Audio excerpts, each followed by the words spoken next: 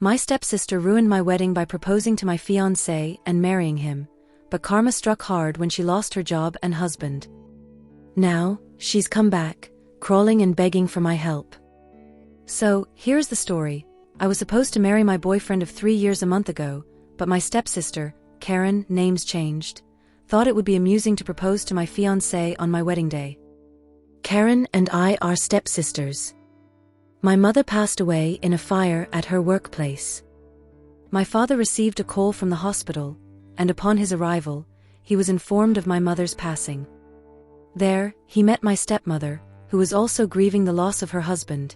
He worked at the same company as my mother. My dad and stepmom found solace in each other's company, and they soon began visiting each other and going out together. Karen and I were both 3 years old when this happened. Because we were the same age, people often asked if we were twins. Our parents went along with it, affirming that we were, although we were not identical. They even convinced us that we were twins until we turned 12. Karen and I had a strong sibling bond until our parents told us the truth. After that, Karen became distant and resentful towards me. She even became a subtle bully, aligning herself with the kids who bullied me at school. Despite being the same age, Karen was stronger and handled bullying well. She was an extrovert, while I was more of a nerdy introvert. Karen wasn't an outright bully, but she was toxic and mean, often making sarcastic remarks about my poor fashion sense and communication skills. Our parents attempted to foster a civil relationship between us, if not friendship. But no matter how hard they tried, we just couldn't bond. She would try to boss me around, and I would resist. It was only after I moved out that the situation calmed down. Peace returned to my life only after I moved out, which was quite early. I left home at 15, and from then on, we only met twice a year during my breaks from school. Karen moved out when she was 20, and since then, we've only seen each other twice in the last 5 years.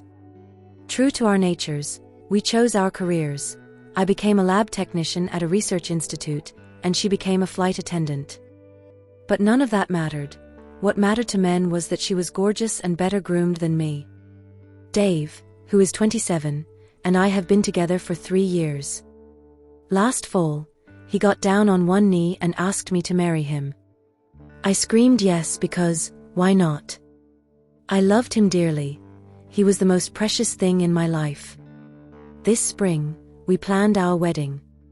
Event planning isn't my forte, so when Karen offered to plan it for me, I was overjoyed. I let her take the lead, not knowing that during the planning, something must have sparked between them, as they had not met before 2 months ago at our engagement party. That's when we announced our wedding, and it was the first time Karen met Dave. Dave was my only serious boyfriend. Introverts and relationships often don't mix well, but Dave was different. He was ready to commit to a meaningful, long-term relationship. So, after 3 years of dating, when he proposed, I was over the moon. He wanted to get married right away, but I had always dreamed of a spring wedding, so we postponed it. I kept our plans secret until this January, when we sent out invitations for our engagement. The day after our engagement, Karen called me, asking if she could plan my wedding. I was taken aback because we had never been close. She claimed she wanted to make amends for her past behavior. I told her it wasn't necessary. We weren't teenagers anymore.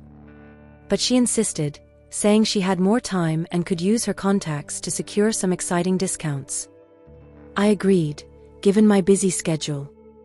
During the wedding preparations, I suspected Karen was flirting with Dave. I noticed subtle changes in Dave's behavior and confronted him, but he blamed it on work stress and lack of sleep. I wasn't convinced. The day before the wedding, the event manager, a friend of Karen's, showed us around. That was when I first sensed something between Karen and Dave. She was giggling and chatting with him as if they were old friends. I felt an urge to confront them but held back, not wanting to spoil the mood with the wedding so close. On the wedding day, Karen was nowhere to be seen. I assumed she was busy with the arrangements. As I walked down the aisle, I spotted her sitting in a corner, looking forlorn. I didn't dwell on her. It was my moment. Dave was smiling, but his happiness seemed forced, his hands clammy. He brushed off my concerns, claiming it was just nerves. At the altar, I couldn't help but notice Karen's tearful face. It was odd. We weren't close enough for her to be crying at my wedding.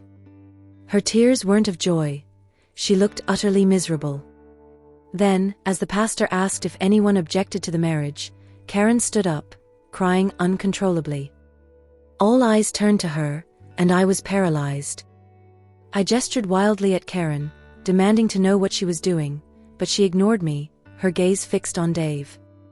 The pastor pressed her for a reason for her interruption, and she knelt, hands clasped as if in prayer, confessing her love for Dave and her inability to watch him marry anyone else. I couldn't contain myself. I yelled at her to stop, rushed down from the altar, and demanded she end this farce. Our parents stood up, attempting to intervene, but the damage was done. This betrayal was characteristic of Karen. She had always been cruel to me. But my heart stopped when I saw Dave also in tears, sitting on the floor, his face hidden in his hands. I approached him, desperate for an explanation, but he remained silent. Karen ran to him, lifted his face, and pleaded with him to speak up, claiming it was their last chance. I yanked her away, questioning if this was some sick joke. The crowd watched, enraptured by the unfolding drama. Dave then confessed, through tears, that he had fallen for Karen during the wedding preparations. I was shaking, humiliated beyond words, feeling exposed before the onlookers. Our parents ushered us outside, away from the gossip-hungry eyes. I was sobbing uncontrollably, unable to walk. My father had to escort me out, while Karen's mother consoled her, though I couldn't fathom why she deserved any consolation. Back home, Dave and Karen admitted to sleeping together a week before the wedding, intending it to be a one-time affair. Yet, they continued their secret rendezvous, so Dave's late nights at work were actually spent with Karen. They even spent the night before the wedding together. Dave claimed he was helpless against Karen's beauty, a confession that shattered me. Our parents remained silent, choosing neutrality over confrontation. I couldn't listen to another word of their sordid love story. I fled to the changing room to collect my belongings and leave. Catching my reflection in the mirror, in my wedding dress, I broke down completely. Then Karen entered, and I screamed at her to leave. She retorted that she would soon depart with Dave, my supposed-to-be husband. I called her a homewrecker, to which she cruelly laughed, saying Dave used the same term for her in bed. I wanted to lash out at her for the venom she was spewing. How could you think Dave would choose you after seeing my figure? She taunted. Have you looked at yourself? You're like deflated tires, and your sense of style is atrocious. I can't fathom how Dave ever fell for you. He's far too attractive for someone like you. With those words, she stormed out, slamming the door behind her. Gathering my composure, I left the venue, driving aimlessly as I realized I had nowhere to go. I had been living with Dave, and returning there was out of the question.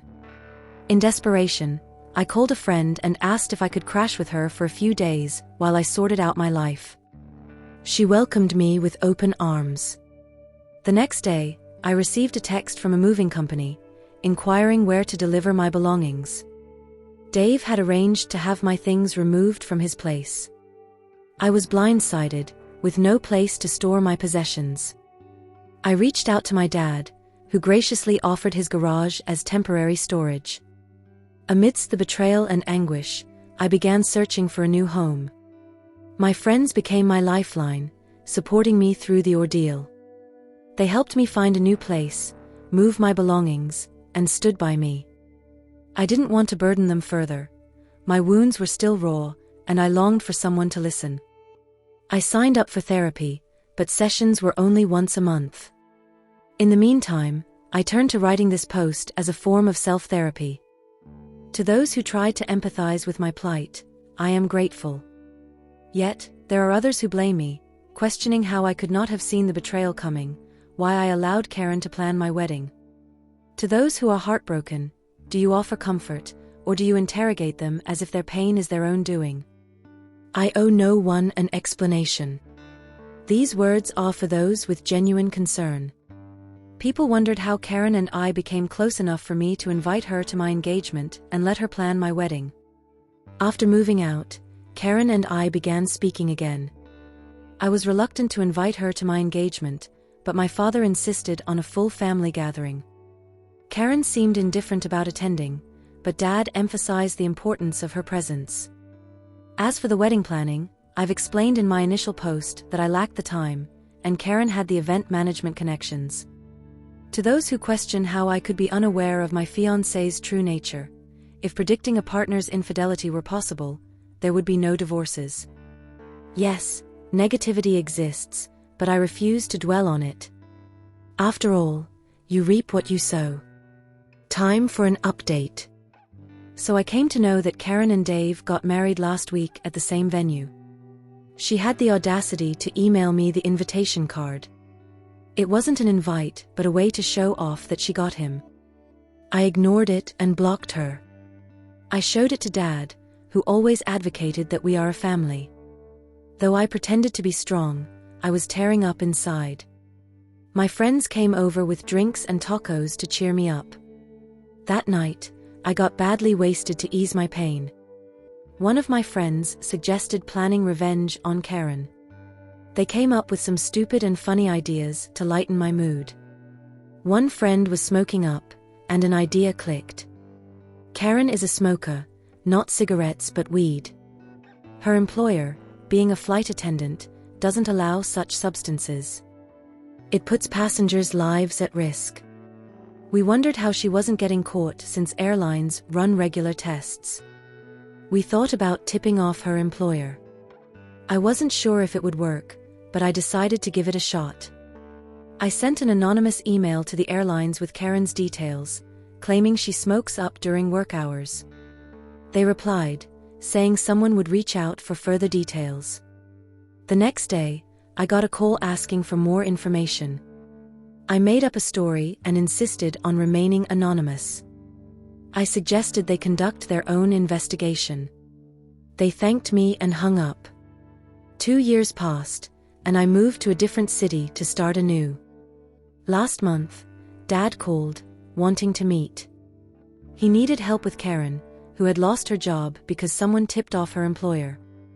She was caught in a random test and confessed to fooling the authorities for years. She had contacts in the lab department who manipulated her test results. These charges cost her job and profession. No airline would hire her now. Dave left her after finding out. She tried to claim she was framed by jealous colleagues. Dad brought her home and took her to rehab. He claimed she was better and wanted to restart her life. He asked me to help her get an office job, but I refused. Dad was disappointed, but understood. I helped Karen get a job at a publishing house, but she started stealing books and selling them on the black market. She was caught and fired. Dad has given up on her and kicked her out. This Christmas, I went back to my hometown. I bumped into Dave at church. We talked, and he apologized for his mistakes. He asked me to accompany him to an art gallery, and I agreed. It was a normal visit. Later, Dave bombarded me with messages, but I ignored them. He kept checking on me, saying he missed me. Eventually, I told him I had moved on. One night, he called at 2 a.m., and my boyfriend gave him a piece of his mind. Dave never bothered to contact me again. I'm glad I found someone much better than him. And we both really are very compatible with each other. In the end, heartbreak is never the end. One more thing, I'm going to delete this post soon, but I wanted to give closure to everyone who's been checking on me. Thank you for all the love you have shown so far, and I wish good luck to all of you who have been with me till now. Now let's look at some comments. One Redditor wrote, "That's some poppy sister and ex-boyfriend you got.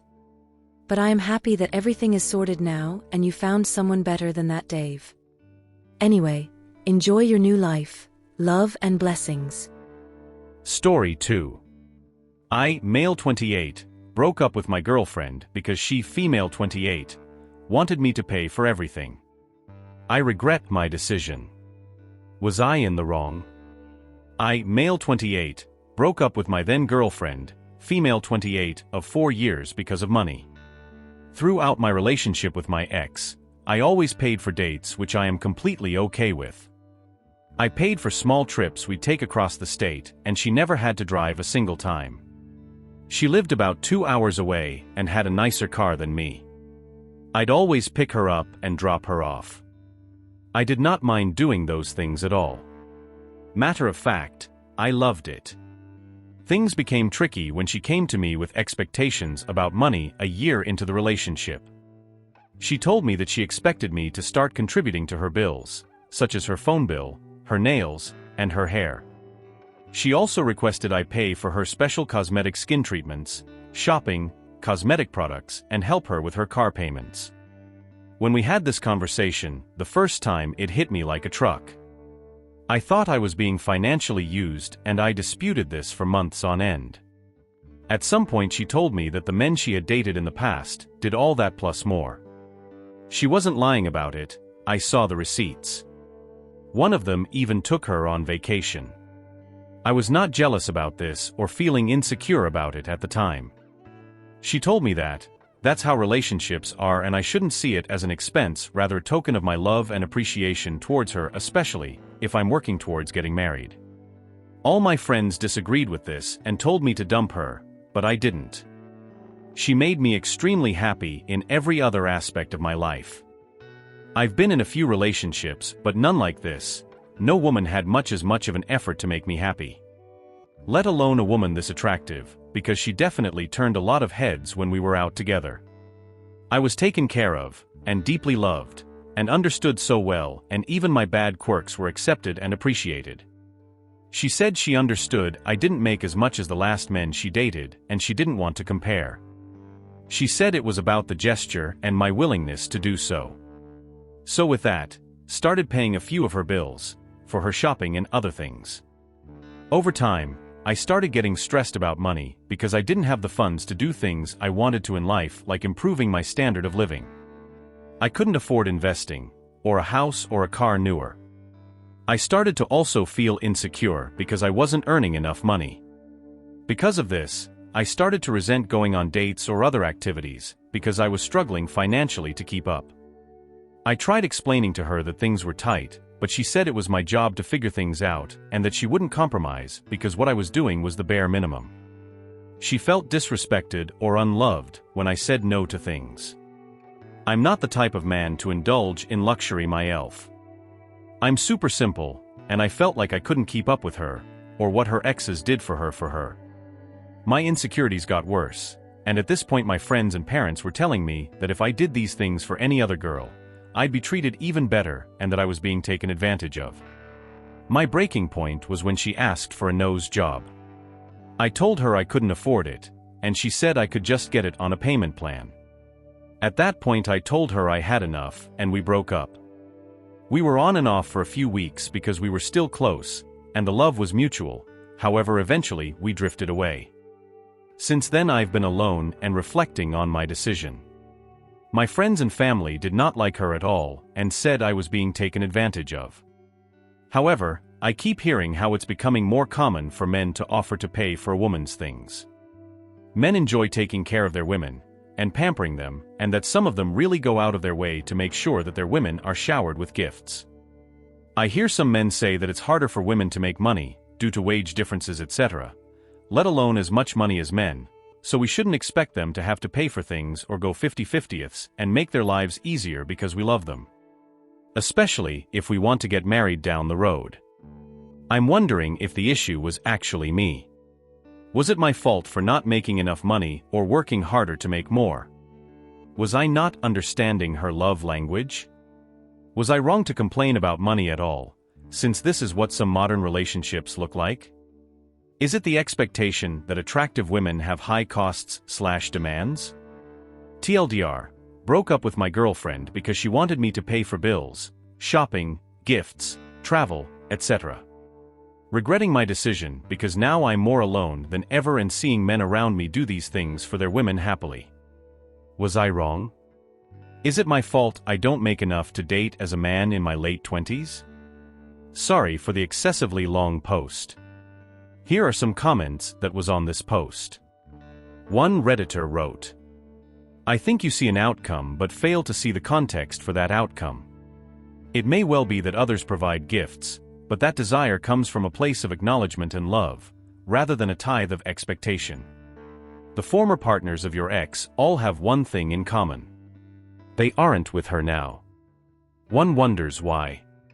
Perhaps she blew through their capacity to fund a lifestyle beyond her means, just as you did. She will look to find someone new to do it now, and sadly there are many lonely people who believe such stilted nonsense that it is their duty. One can be lonely in many ways, but never so much as the moment you realize that someone is with you only for what you give, not who you are. Mourn the inaccurate image you have, the person itself you are well shot of. Protect and grow your money, build your life. Use example and inspiration to attract, not pacification and bribery. One of the Redditors' reply to this comment is as follows. One can be lonely in many ways, but never so much as the moment you realize that someone is with you only for what you give, not who you are. You put this very beautifully. This was the exact reason I broke up with my ex. She didn't take advantage of me financially, but she was clearly with me because I was safe, caring and emotionally stable, not because she was interested in me as a person or my perspective on anything. I was emotionally very lonely in that relationship. As for what's normal in a relationship when it comes to who pays for what, assuming separate finances, I think each person paying for their own things is a good starting point.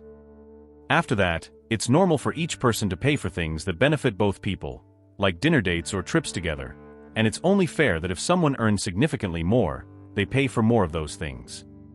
Lastly, gifts of course. Same thing applies there. Both people should pay for gifts for the other person.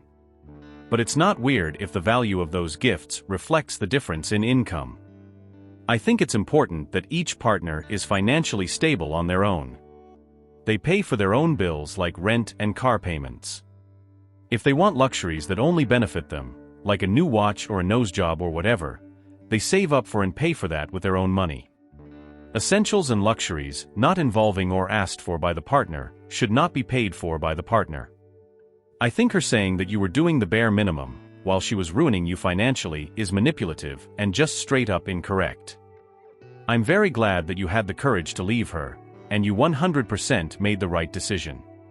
Don't look back. You deserve someone who will appreciate you for you.